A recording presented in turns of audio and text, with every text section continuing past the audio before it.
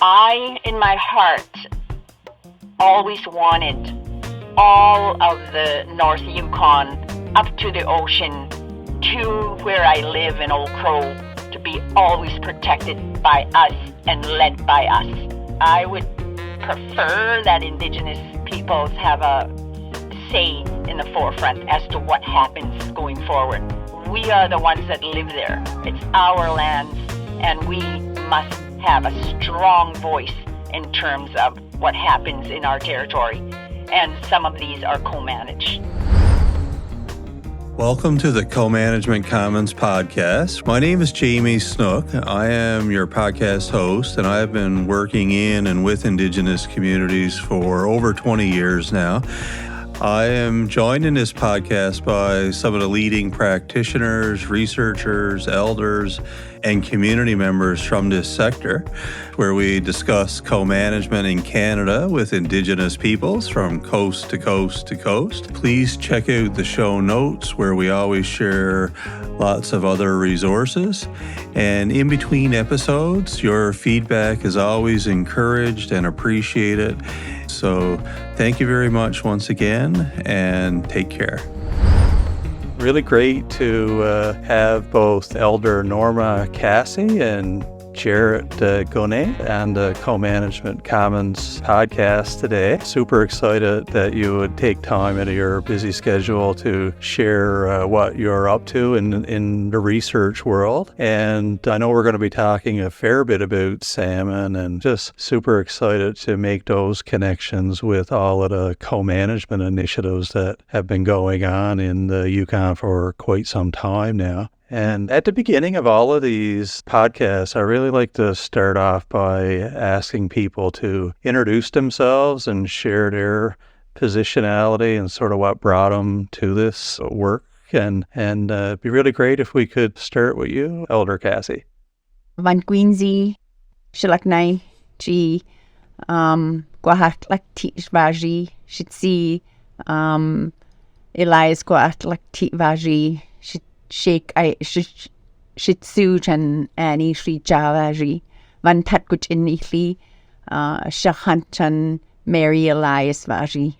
I'm Van Tatkuchin, people of the lakes, and I have been raised pretty much the first 18 years of my life just mostly on the land and hanging out with all kinds of animals that bless our country in the springtime from April to June. And that kind of teachings has taken me quite a long ways in terms of always trying to speak out for those that cannot speak, try to speak on their behalf and in the area of conservation.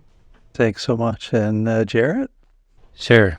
I'm a Taku River Clicket citizen. I'm from Whitehorse, Yukon here. Pretty deep ties to Carcross-Tagish First Nation too. My mother's from Fort Liard. Kind of getting involved in this project because I've been working on a PhD. And then some of the talks through that PhD was like, how do we think about Indigenous conservation in the Yukon, and how can we push that forward? Then Norma and I met, and then here we are today. Yeah, well, why don't we jump right in then? Because already we've referred a little bit to the project, and I guess this is the To Swim and Speak with Salmon project, and maybe we could share a little bit about your thoughts on how salmon are doing right now. And like you said, they can't speak for themselves, but it'd be good to get a sense of your thoughts on the status of salmon and what led to this project and what it includes. Well, I am from a place called the Porcupine Caribou River, or the Porcupine River, in North Yukon, in a small village in Old Crow. There's approximately 250 people there possibly that are living there now, average around that numbers. When we were living in our community, the only white people were police and some couple of Anglican ministers, and we lived very, very closely to the land. And that time, there was salmon that were bigger than me now. And I'm like small, like still 4'11", but we had huge salmon that kind of, to me at the time, looked like whales. And my grandfather and them, and Joe Kikavik Chikilais Kwatlakti, and Chief Peter Moses would canoe up the head of the Crow River and the Porcupine, and they would we just wait for them in anticipation because, we don't have no stores or anything. We live directly from the land. All our foods came from the land. And we're hungry at that time when salmon comes, and the old men sit on the banks of the river and wait for particular insects or watch the river, and then they know when the salmon is here. So then they go up. And we all watch and wait for them as children, wait around at the bank to see when they're coming. And then we hear their paddle hit the canoe and around a bend around the Porcupine River. And they're bringing in a huge salmon. They pull up, and we're all standing there, and our mothers are with us. And all the men start helping out, and they pull the salmon onto the bank, onto the beach there, like a little rocky beach on the Porcupine River. And they begin to cut it up. And then all us women, my mom, and women with children with no dads would line up first. And we all get a piece of that salmon. And we're just all so happy. And that one big salmon would feed a lot of people in our community, pretty much most of them. And then, of course, the men would all go up fishing as well. And that would be our first fish. And so we have a good feast, and it's a healing for us. It's healing medicine. And since then, our salmon has just been declining and declining and declining over the many years. So now we're at a point of real huge concern about our food security going forward. The salmon that we are consuming now, we don't know what's in it. And we don't get very much of it. And when we do, we're getting it from one place right now in the Yukon Territory. Most of our villages are getting our salmon from the Taku River Tlingits. And they have salmon coming up, and they're the closest to Alaska. So we get salmon from them now, and we purchase it. So we are concerned for our future. So I'll leave it at there, and I'll let Jared continue. Yeah, so today we're in a pretty dire straits for Chinook runs on the Yukon River. Just last year, I think this year, they had a 7-year moratorium on Chinook harvests on the Yukon River, just to give them a chance of coming back. And I think this year we're seeing a slight increase to Chinook numbers, but still pretty drastic, pretty low. We're seeing 200, 250 now, where we are in Whitehorse, when there used to be thousands back in the day. So how did this project, I guess, start to come together? And I'm sure Jared knows how fortunate he is to be collaborating with you on this, with all your community-based research expertise and projects you've collaborated in. And it'd be really great to learn how you both met and decided to go forward like this. Well, Jared approached me 2 years ago, and he is quite keen and concerned about his future as well. He wanted to, look at ways that people can speak out about conservation that wasn't happening in a way that we would like to see it happening.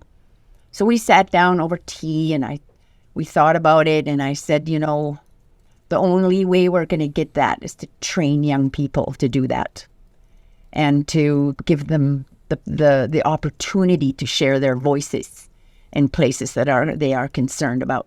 The youth that we hang around with are really, really concerned about their future, as we all should be. So that's how we started. So what is the project? I guess we should, just for listeners, we should just explain a little bit about what the project is and the type of activities you're engaged in there. Sure.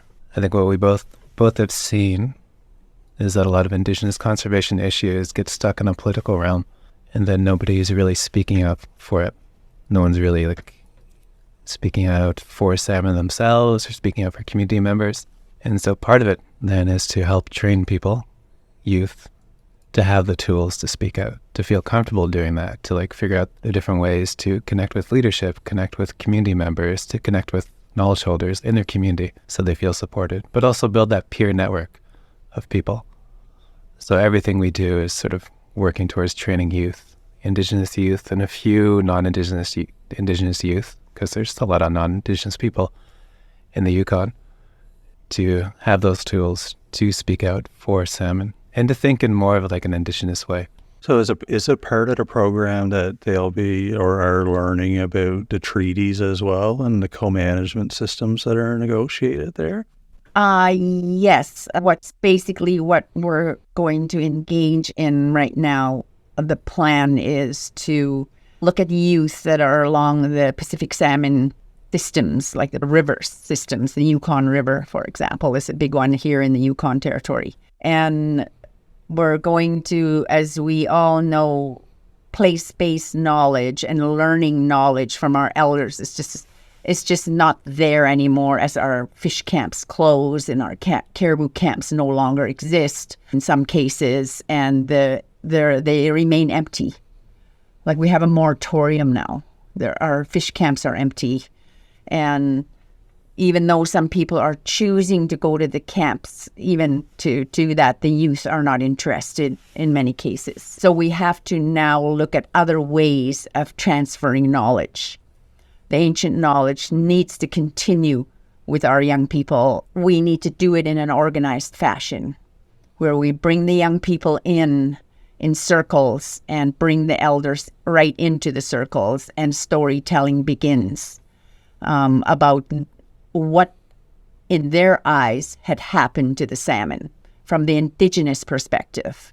So we will be bringing in elders with that knowledge, storytellers in a storytelling fashion, and then we are going to travel the Yukon River systems and meet with elders and communities along the Yukon River down to Alaska, and then into Alaska, and then eventually go down to British Columbia and down that way and have a look at what's going on down that way as well.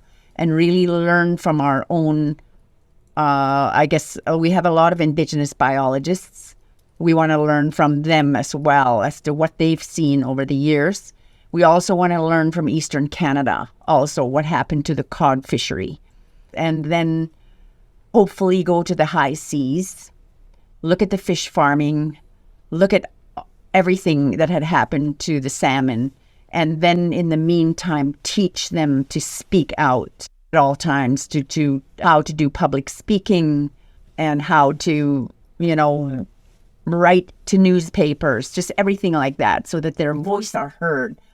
They will have media training as well, and we have a whole gamut of training that we would like to put them through, and guided by Indigenous peoples in this country. Yeah, as you're saying all that, it reminds me of a lot of stories I heard from people that were involved in the early 70s when there seemed to be a bit of an awakening of Indigenous activists and wanting to be heard and stuff. As I'm listening to you tell this, is making me envision like a new group of young people maybe coming on the scene and having a new impact. It's really interesting. And one of the questions I'm curious to ask you a bit as well that I've been trying to reconcile a lot lately in my own mind is when we have these situations where there is a moratorium in place, and we know so much of Indigenous knowledge systems are passed on through practice and being on the rivers and being able to catch a salmon and clean it and so on. I just wonder what your thoughts are about that, and are there risks to cultural continuity, and will you be harvesting some salmon sort of for those teaching purposes and helping with the program? That's a good question. I think we will probably buy salmon from those places where you can still, take some salmon while not impacting the populations. Like if we took some from the Yukon River here, like there's a risk that harms the population. Right. All of our actions too, like we consider what's best for salmon, at the same time what's best for us. And to your, point about like risk of cultural loss, for sure that's a concern. But I think that's part of why you still go to the fish camps. You still tell the stories. You still sit with elders and you say, hey, what have salmon taught us for generations? And how can we keep that alive? Mm-hmm. So, yes. Like Jared said, we are going to be visiting elders in their fish camps and listening to that, and kind of do it in an organized fashion where we get everyone together to do that and create the storytelling circles. And the moratorium that has been put down here very recently, a lot of our people along the Yukon River systems don't have any other access to any other foods. Like this has been a staple all our lives for hundreds of years. And to not fish in our homelands, and also, and the high seas fishing continues. So it's kind of a concern to some of our Native communities. So we're going to learn all that. We're going to visit people along the river systems and learn those kinds of things. Salmon is medicine to us. All our foods, traditional foods, we've been placed with those animals in those areas thousands of years ago, and this is our medicine. And when it's taken away like that, what's there to replace it? Store-bought foods, things that are not healthy for us. So food security becomes a big issue. Food insecurity becomes a big issue. And so we're hoping that we will ensure that the young people learn all of that from our own people as we travel along the Salmon Pacific regions. I think 3 times now in our conversation, I'm really picking up on how you keep reiterating how the salmon is medicine. And I'm super interested in that because when I was doing my own PhD, Jared, I looked at the connection between co-management decisions and Indigenous health and well-being. And I just wonder if you could elaborate a bit more on what you mean by it's medicine. Like I think this would be a good connection for people to make because not everyone in these other sectors see necessarily how important it is to public health. And I wonder if you could articulate that for us. So even the name of the project, I think you can see it a bit. Like to swim and speak with salmon, and that's sort of drawing on some Indigenous teachings. It's drawing on what elders say about how they can communicate with animals, how they feel the spirituality of animals. And originally that name was inspired from, one of the more well-known stories on the coast, which would be Moldy Head Salmon Boy, which I recommend you. It's pretty easy to find that and look into. But also, these people have like a deep care for salmon. You can tell when you talk with Indigenous elders, when you talk with, youth today, like Mika Silverfox Young, our youth lead, she cares deeply, loves salmon.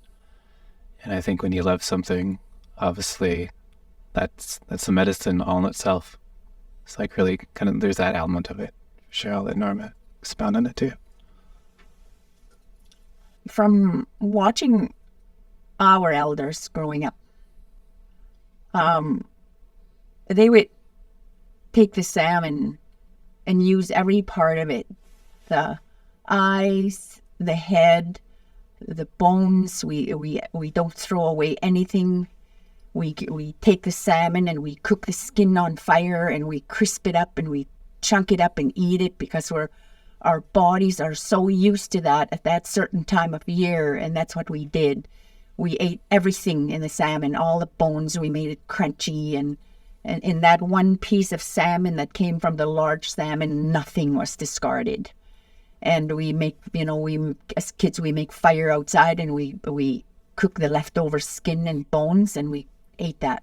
The omegas and the nutrients, I'm not a scientist, but I've worked with scientists in the past under the Center for Indigenous Nutrition and Environmental Health out of McGill University. I worked with Dr. Harriet Kuhnlein, and to look at the nutrient levels that were so important to our people.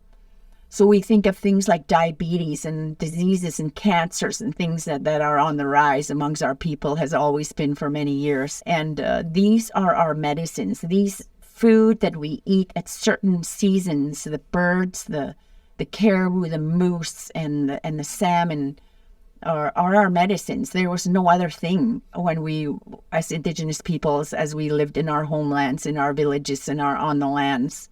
So this is what kept us alive.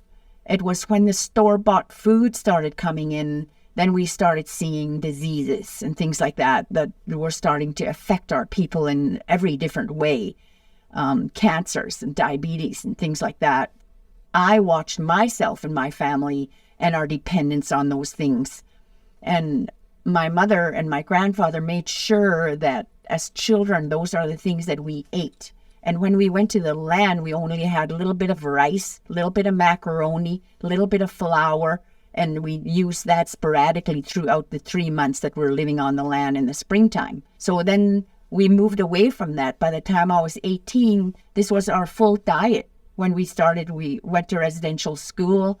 That was our whole diet changed right there. So these medicines in our animals begin to dissipate in our bodies. And we started seeing, people getting sick, and that's the whole story. And we all know that story. And now, those things are being taken away from us. So the best thing to do is to look at these and what are we going to replace this with? Like, what are we going to replace all these incredible nutrients and medicines that we have in our animals with going forward in this time when we are our animals are depleting at such a fast rate? And we have to look at that, and we need to work with people, like yourselves, like researchers, like science. Like we need to work with people like that to work with us. So as these young people too, we're gonna educate them about that. We have baseline data of the Yukon River salmon since 1980 when we did community-based research through the McGill University with Dr. Kuhnlein. We're going to have her and Heidi Swanson, another researcher whose very recent science has been working in the north about the changes of toxicity levels and contaminants that have entered into the system, and teach the youth about that as well, in hopes that could happen. Yeah, no, that's a good segue to something I was wanting to talk about, because where I'm from in Labrador, a few more than a couple years ago now, but there was a huge concern when there was a hydroelectric dam created and methyl mercury made its way into the Lake Melville and all the downstream effects. And I saw in the news recently there's been some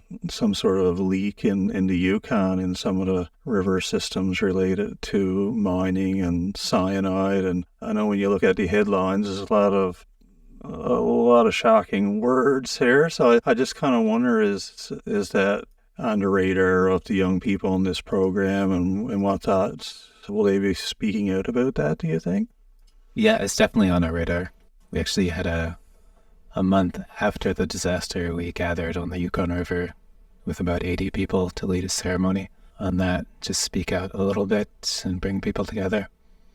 And then there's another ceremony in Little Simon Carmack's First Nation in that First Nation at Nachanagtan. But also, I think we'll continue to be involved, continue to make sure this is addressed in the best way possible, bringing some education to the focus. But yeah, our youth lead for sure is very concerned. Anytime we talk about it, it's a huge concern, a very, very emotional topic, of course. In addition to what Jared said, we are going to look at the demise, if that's a word, what happened to our salmon, by the direction of the storytellers. They know from their perspectives what had happened over time.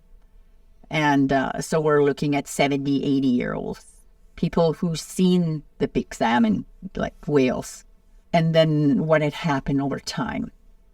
There was dams, there was toxicity pouring from mines into our river systems. The Yukon Territory is a huge mining, and we're expecting a tsunami of miners to try and come here, and we don't have adequate legislation.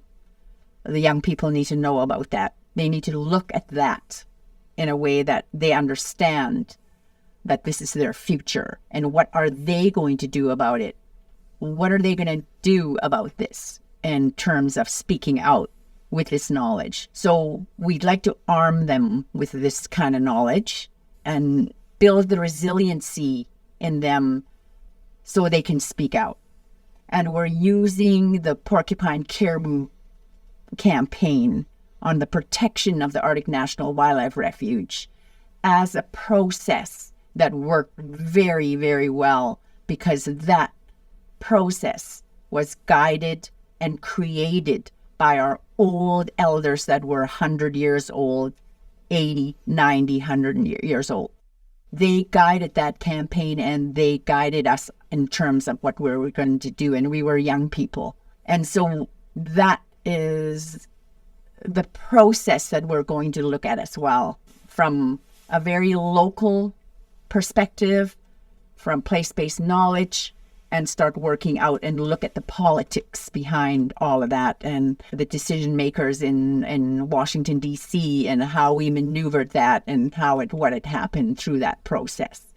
So I was of course, very grateful to have been one of the key members of that. The 8 of us were chosen by these elders, and they guided us all the whole way.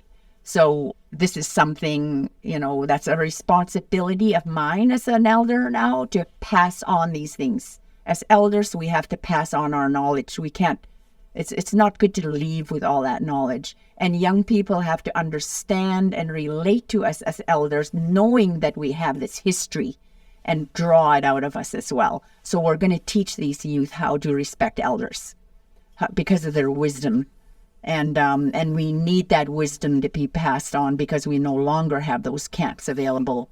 So, that's pretty much the direction we'd like to go in educating our youth, so that they can be armed with knowledge and know how to research, how to go out there and get that knowledge and be able to speak truth about it. Yeah, I know, myself included, and so many other people I've heard say, like, they wish they asked more questions when they had the chance, and it'll be really powerful. And hopefully through this work that there won't be any questions left unasked, and people will get that information. And one of the things I was really interested in your thoughts on as well, like when you mention a tsunami of different development and all the mining interests, do you think the co-management system that was negotiated in the treaties will be powerful enough to find some balance between the development and maintaining healthy populations and traditional ways and so on? Like, what's your thoughts on that? Is this legislation and the co-management boards and stuff going to hold up against those pressures? In the past, I can only speak from my own country. We had oil and gas people coming into our country since I was quite young and living in Crow Flats and watching all that and taking their big D8 cat trains through my homelands, right through Crow Flats. And then many years later, the D8 cat train trail started filling up with water. And these were why those lakes also were draining out, but nobody talked about that. These were oil companies doing that kind of work. And then our people fought a big dam in the rampart, the Guchin. The porcupine caribou wasn't the only issue that we fought in our country. There was a big dam that was proposed for the Yukon Flats region, just below us on the Alaska side. And then the oil and gas was being proposed all across the northern region. And it was then the call for co-management. I mean, a land claims agreement came from the Berger Inquiry, right? And so that gave an opportunity for our voices in the Arctic to rise against these industrial development. And it was recommended by Berger that there be a land claim settlement it was recommended by the Inuvialuit and our people in the north on the Canada side. And so then negotiations began. I, in my heart, always wanted all of the North Yukon up to the ocean to where I live in Old Crow to be always protected by us and led by us. However, there was parks put in there that are controlled by the Canada Parks and Wilderness, by Parks Canada, and also, but we have our voices in there. This is what you call co-management in through the land claims process. So far, I'm not too sure how that was working with the mining industry.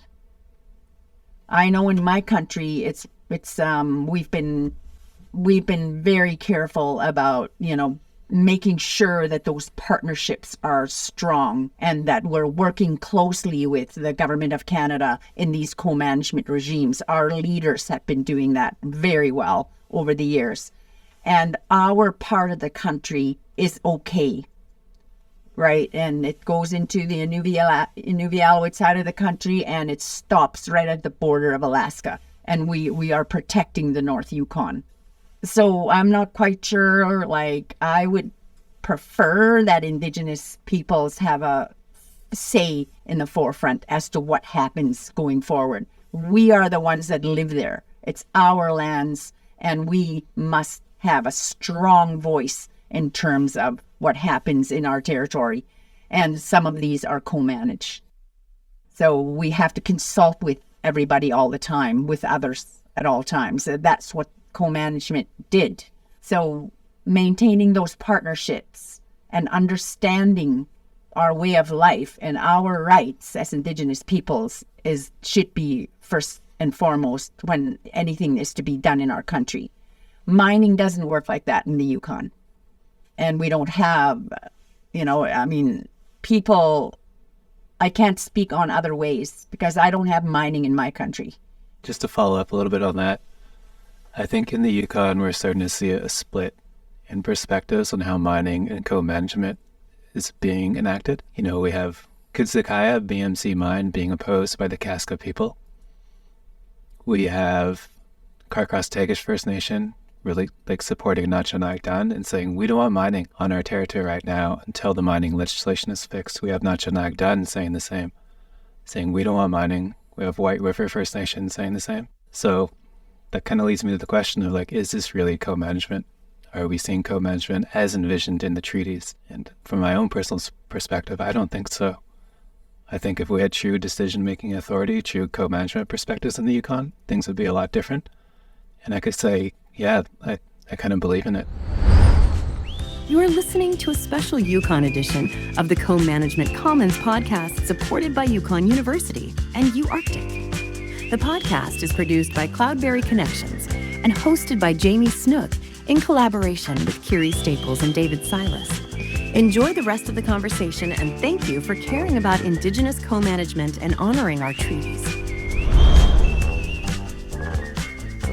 Interesting. One of the things that's out there in the research as well is the fact that women and youth in particular are underrepresented in the co-management system. And curious to hear a little bit about maybe the makeup of the youth in your program now, and do you think some of them will aspire to get involved on the co-management boards and really get actively involved? And maybe that's a good question for you too, Jared. Do you think you'll look to get appointed on one of these boards at some point and be at that table?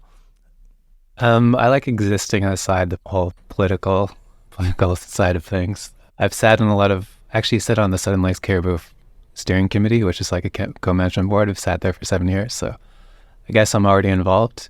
And so, yeah, I'm already in that. And for the makeup, I think in the Yukon, there's quite a few women on a lot of the co-management boards. Maybe it's a bit different here. And even within our own group, it's mostly young women who are leading the charge here. But when you look across the country, women are leading in conservation, right? They are. In our group, I don't think we have a guy. We have youth that are all female. And we also have non-Indigenous youth joining us so that they can learn place-based knowledge from the country that they love, that they live in this Yukon. So we need to create those allies as well. So we're educating them as well. Do you see them aspiring to be engaged in the co-management system in the future? Because one of my collaborators, David Silas at Yukon U, he talked about that in our conversations about how some people are not necessarily getting engaged to the extent that they would have in the earlier days of the treaty implementation, and almost I don't want to speak for David, he's not here today, but it almost sounded like he was hoping for a bit of a revitalization and vigor in advocacy and at those co-management tables. And like your program sounds like one that could breathe life into that and create some pretty powerful new leaders within the co-management system. Well, certainly we are going to bring in folks by a storytelling way. We're not going to start researching the land claims agreement, or we will definitely hear from the elders on their perspectives of all of that, right? So, and then encourage, of course, them to go on with their learning as to where they want to focus. One of the things that really stood out for the Porcupine Caribou campaign is that the elders counseled us for days about how we should not have the caribou get stuck in politics. We can't leave it in politics. We can't just go to meetings all the time with a whole bunch of non-Indigenous folks and governments and sit there forever and ever and all the time to where it gets stuck in there. So there were avenues created to protect the caribou immediately, from the International Porcupine Caribou Agreement to the right to the local level of the Porcupine Caribou Agreement in Canada, Porcupine Caribou Agreement, where our people will be up front and center on those boards. And we guided that entire process, like our people, our elders told us to do that. And our salmon has been stuck in politics for years and years and years. And we go there, our people, I've watched it from the outside. I was never in those big salmon meetings. I always heard about it, read about it, watched it. And in the meantime, our salmon is declining, and they're still talking about it and having testimonies and bringing our people in to speak and tell them their stories about the declining salmon, but nothing was ever done on the international level where there need to be some focus. So we need to look at that. This is one thing that the youth are going to examine and see, like, for themselves and determine, like, what had happened along the way, so that these kinds will be, hopefully become something that they would want to do in the future, is to get involved in those areas of management. Or, none of our species should be managed. They should be, they should be taken care of from our perspectives, Yeah, just picking up on the future word and concept, because a lot of times when people are talking about Indigenous knowledge systems and the challenges that we have in the present day, it seems like we don't sometimes carve out enough time to vision what we want the future to look like. And I'm really curious to get your thoughts on that and maybe what you're hearing from young people in this group of, like, what they're articulating about the future. Like, what are they envisioning? What do they want to see? Are they hopeful that they can bring it to fruition? And any sort of thoughts on the future? Well, we haven't had too many deep conversations with them yet, but I think they're all hopeful. From what I understand, they're all here to fight. They're all here to speak out for salmon and to think about a future where salmon are still around. I know I've often, I can speak on my own experience on the Southern Lakes Caribou Board and how we've shifted things a lot to now think about how do we maintain that relationship between us and caribou in the Southern Lakes. Rather than just think about managing caribou, we need to get young people out there with caribou, with elders, teaching those stories, and maybe bringing some of that teaching to salmon too, hopefully. And also seeing ourselves more in legislation in these processes. When I think about legislation, I don't see Indigenous knowledge systems in it. When I talk to an elder, obviously an elder says, that caribou, that salmon, it has spirit, it has a voice, it has rights. And we have to respect those rights. We have to live in good relations with salmon, with caribou. Like, if you disrespect that, you'll be disrespected in turn on some like unspoken spiritual level, and you just don't see that in legislation. And so when I look at legislation, I don't see my worldview reflected in it. So for me, I would like to see myself a little bit more reflected in that worldview. And maybe it means just building up First Nation legislation rather than colonial or Yukon government one. I don't know. This is coming from a young man who grows his own food. And he's watched and learned from his people about the caribou herd that went from hundreds of thousands, and then the oil rush came in and dissipated it, and now it's down to very small number, like about 8,000. Yeah.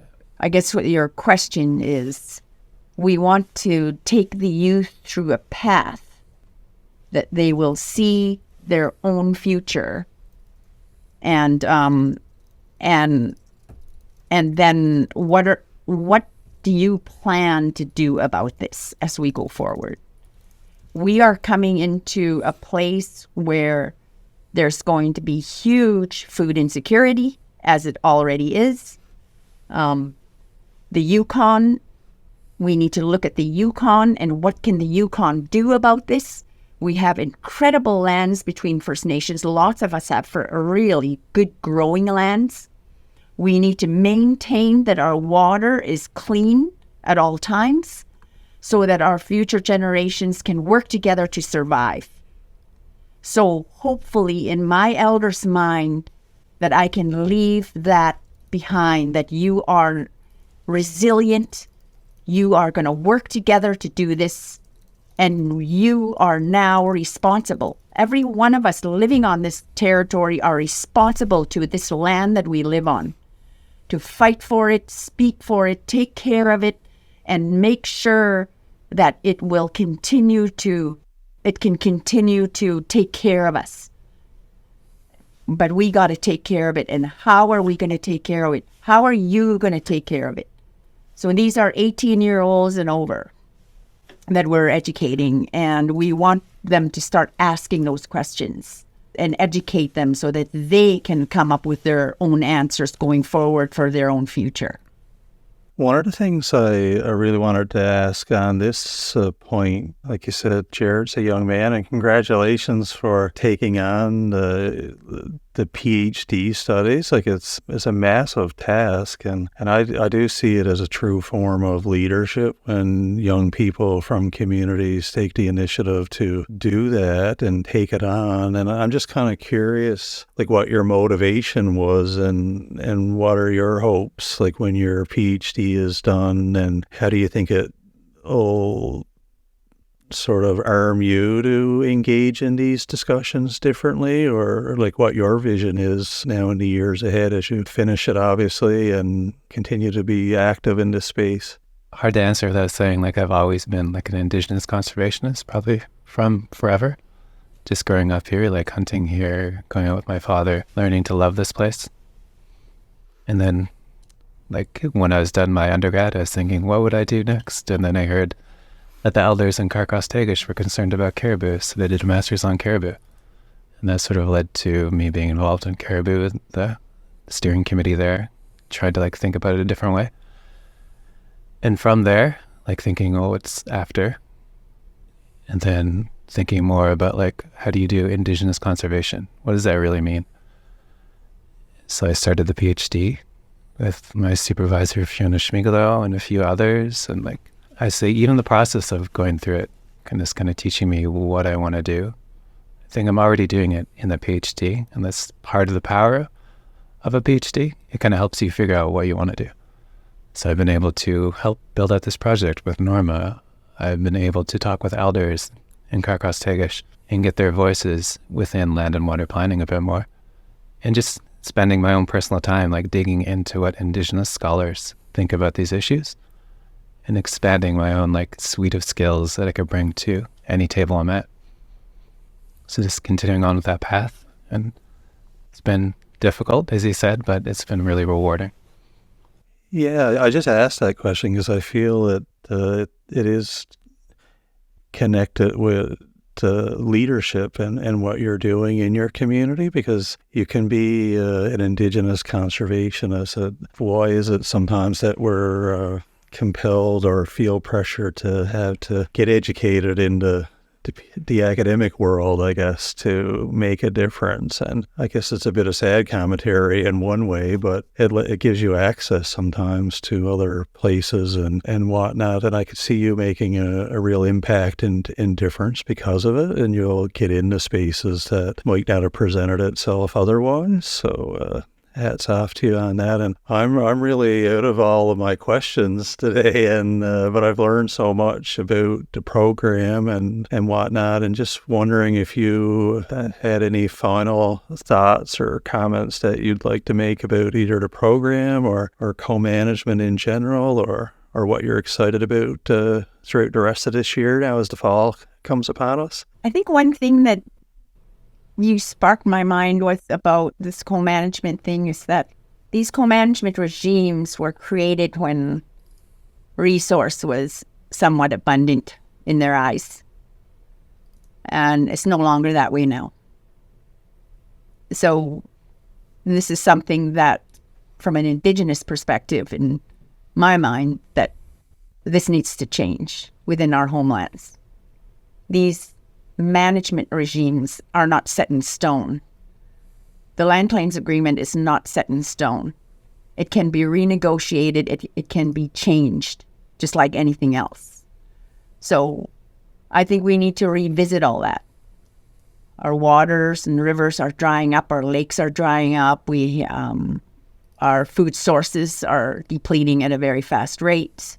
We need to look at how we're going to go forward, working together, and be able to make things a lot more better, a lot more longer for our future generations.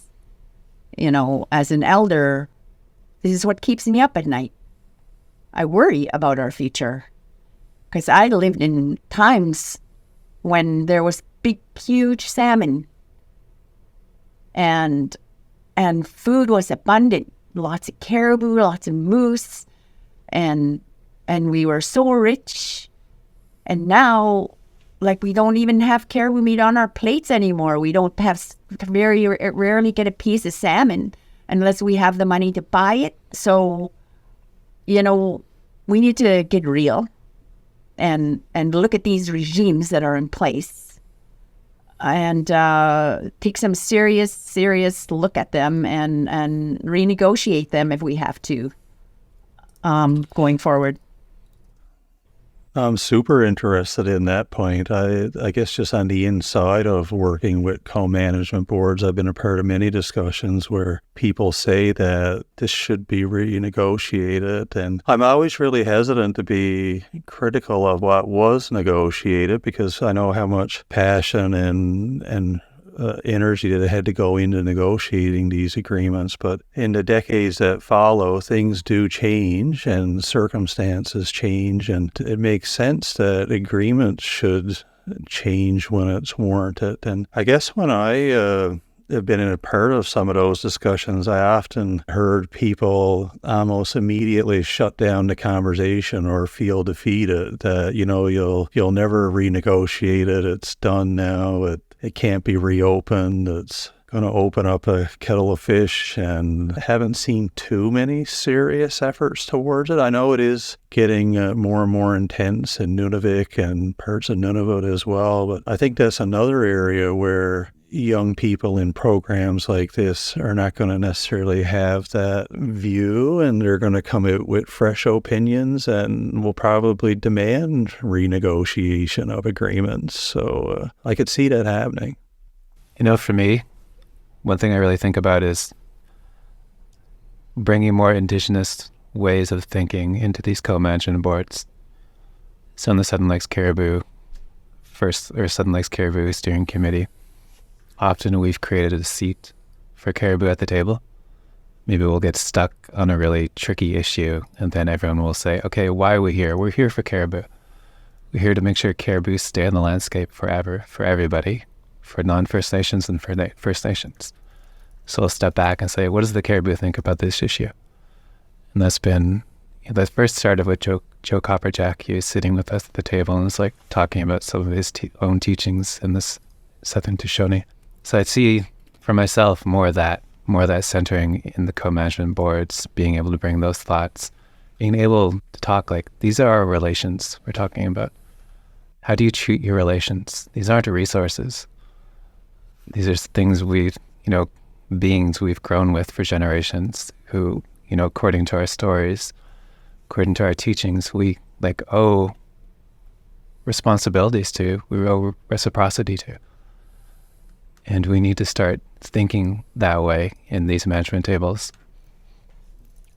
And I think we're in a better place now to think that way. And I think there's been a lot of fights at different places throughout Canada that First Nations have taken to the Supreme Court to help. Yeah, no, that reminds me of a podcast that I did last season with Dr. Meryl Ballard. She's a Anishinaabe scholar. Maybe Norma probably knows her really well. And she talked about three-eyed seeing, and the third eye being like, well, who is speaking for the animals, or Lake St. Martin in her case, and these other systems that don't have a human voice. So I think that's something to definitely bring more awareness to. But I would just want to thank you both again for taking the time to connect today and come together. And it's really great that through podcasting and the internet now that we can share these stories, because just like you want to learn about cod fishery on the East Coast, there's a lot of us that want to learn about co-management in the Yukon. And in the earlier days of co-management,